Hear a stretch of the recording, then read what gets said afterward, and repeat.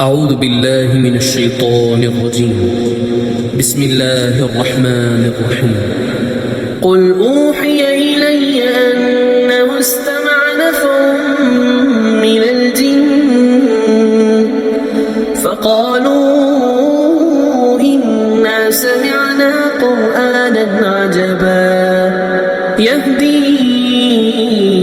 إلى الرشد فآمنا به ولن نشرك بربنا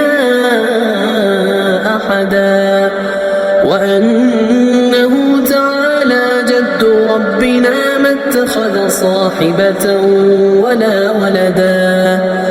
وأنه كان يقول سفيهنا على الله شططا وأنا ظننا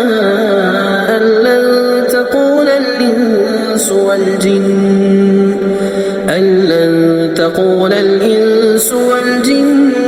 على الله كذبا وأنه كان رجال من الإنس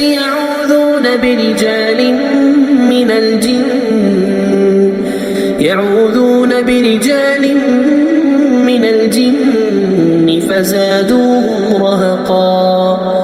وأنهم ظنوا كما ظننتم أن لن يبعث الله أحدا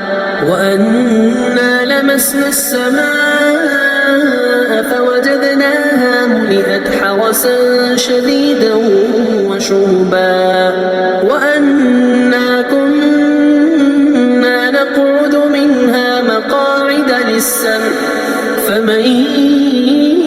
يستمع الآن يجد له شهابا رصدا وأنا لا ندري أشر أريد بمن في الأرض أم أراد بهم ربهم رشدا وأنا منا الصالحون ومنا دون ذلك كنا طرائق قددا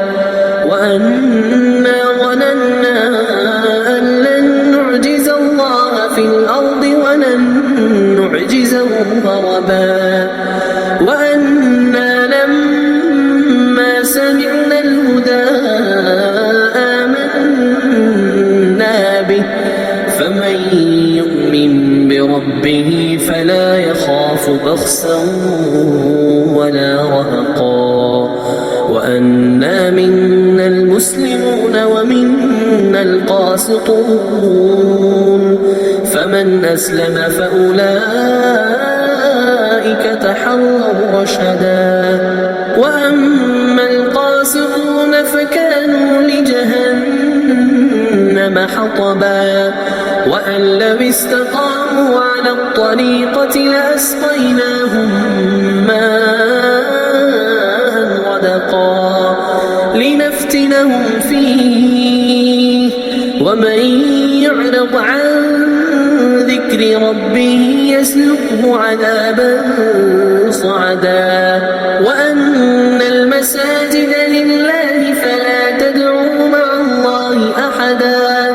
وأنه لما قام عبد الله يدعوه كادوا يكونون عليه لبدا قل إنما أدعو ربي ولا أشرك به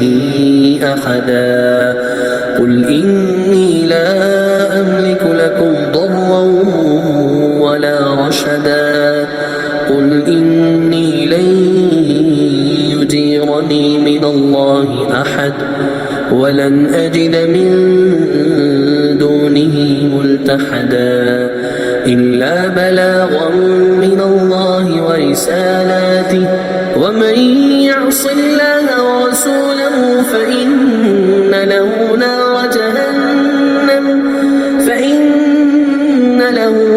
جهنم خالدين فيها أبدا حتى إذا رأوا ما يوعدون فسيعلمون من أضعف أضعف ناصرا وأقل عددا قل إن أدري أقريب ما توعدون أم يجعل له ربي أمدا عالم الغيب فلا يظهر على غيبه أحدا إلا من ارتضى من رسول